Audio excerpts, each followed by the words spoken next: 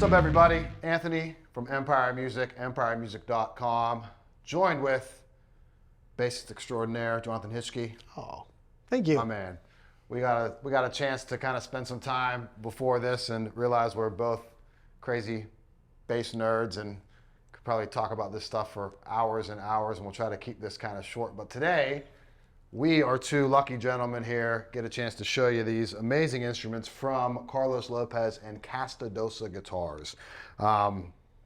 These are the Conchers short scale bass. This is Carlos's entry point kind of into the bass world, and he's done a pretty bang up job of it. Would you agree? Yeah, I'd agree. Pretty crazy.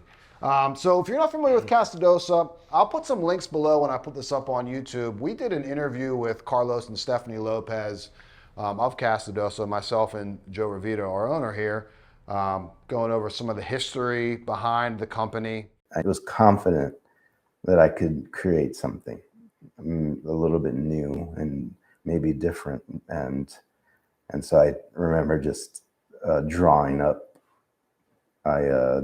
something, but I knew the baritone was going to be my launching point. And so that's what I did, and I drew it up until I was happy and it moved me, and I started to cut wood and I made it. That was it. So from the moment you're like, all right, this is it, I'm done. Yeah. Over here on like a new chapter, to the time the website goes live, guitar is available or built. What's the time frame there? Like, what's the month? A month? A month. A month? You essentially had a big thing to do with the influence behind the bass, because having a friendship with Carlos was kind of doing some tech work for you for a while. Yep. And the pickups, which is an interesting story too, because these are Curtis Novak pickups in here, the bisonic and the gold foil here in the bridge. And you had something to do with the kind of the selection on that, although sort of a roundabout way into it. Yeah, right? this has all been a weird full circle thing for me. So let's talk about like how obviously like you and Carlos became friends and sort of how the bass sort of got its way into your hands. Okay. Several years ago, I needed some tech work done, and he was recommended to me by a producer I know named Eric Palmquist, who I was working with. And he was local. Carlos was local at that point. He's living in LA. And I went over and called him, took my stuff over to have a sick bass looked at, mended. And we got to be really fast friends. And he was really kind and has been really supportive of me ever since on that level. That's how I mainly knew him as far as my hands-on relationship went, because he worked on my existing stuff, my existing equipment, and he was, has been my guy ever since. I take anything that needs any help, I take to him. And so that's a really cool name drop to say you're a guitar tech's Carlos Lopez. Well, I mean, I don't know I think I was lucky enough to get in when he was still, doing that too. I don't think he'll just do it these days. I feel really lucky that he will. For me, still, he came to a show that I was playing with a band called Sound of Animals Fighting, and he was inspired by the evening and said that he really wanted to get a bass into my hands at that point, and that's what kind of charged his battery to make this bass, to put this into the world. And here it is, and he just knocked it out of the park. And in the meantime, during this whole relationship with Carlos, on a sidebar, I'd been working with the pickup maker Curtis Novak on some things. I worked at his shop, actually, like helping him out and doing some machining and some work for him, as well as just getting to be friends with him and being cohorts. And years ago, we before a NAMM show, we went through some pickup combinations to find something interesting for him to present at NAMM for bass. And we together kind of came across this combination here of the bisonic pickup in the P-bass position and this H22 Harmony bass pickup in the bridge position. And Curtis is the only person crazy enough to take on making this going Well, forward. I think he might be the only crazy enough to take on making Both either of of them. these. Yeah, right. Great combination of them too. What was Oh, it that stuck out to you sonically on those, like in that Well, I mean, we tried initial kind of thing? we tried a lot of different ideas when we sat down. I know that we tried, different. I feel like it was the bisonic was the emphasis was trying to find a partner for the bisonic, even though we were trying different things. I feel like the H22 is new at that point, if I'm remembering correctly. It was new, so he was trying to find a way to exploit that as well. But I remember trying different combinations of pickups, like not just different placement, but different pickups themselves. He had a Thunderbird one. He had another gold foil thing. I feel like we were trying, just experimenting. Right. And we tried him in different positions. We tried it with the bisonic down here and the bisonic up here, and just all we had. I feel like there was one point where we had three. We had a bisonic and then two different gold foils. And we just kept, we just kept messing around. And then something about this combination had everything that it was kind of immediate, if I remember right. We both kind of went, whoa, Yeah, cool. That's it.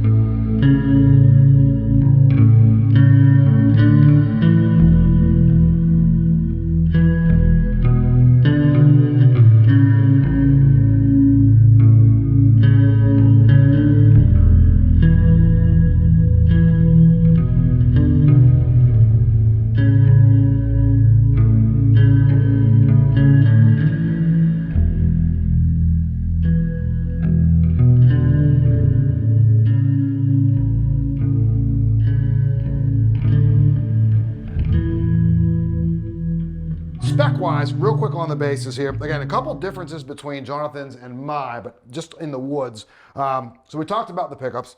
H22 gold foil in the bridge. Bisonic in the neck position, or P position, we'll call it. We'll talk about the woods in a second. So what carries over here, quarter saw on a roasted maple neck and a C shape on it. Beautiful mole burst on the back. Carlos does that pretty much, I think, on all of his instruments. I love that. It's so nice. Block inlays, bound fretboard, Kluson tuners, 1.5 inch nut width here. So the jazz bass spacing, not P bass, wider, 1 3/4, which we're both used to playing. The wide stuff is nice to. It's funny on a regular jazz bass or a long scale, because these are short scale, 30 inch. I never loved the narrow string space. I kind of like that width on it. This feels like really at home to me, amazingly. It's kind of cool. Carlos's fretwork, if you're not familiar with it, is just like looking down at it. It's almost inspiring fretwork, which is like weird to say. I never had fretwork really kind of Totally like agree. move the needle that much for me, other than when it like cuts my hand on like a Squire that I pulled off the wall or something. But these are so Exactly. rounded and so perfect. As his Yeah. master built stuff was like that too. 12-inch radius on the fretboard. What Jonathan's playing is what you're going to see moving forward with Carlos's Conchers Basses, which is an ebony fretboard and an alder body. Now, I was lucky enough to get my hands on this one, which has a Brazilian rosewood fretboard on it and a black limbo body. When I was out at the NAMM show earlier this year, Carlos was nice enough. We had him over out here in Pittsburgh and hosted him for a weekend, he and his wife Stephanie. We had an awesome time. I was lucky enough to get invited over to their house for dinner and picked out some woods. Little did I know at the time, but I was basically picking out my bass.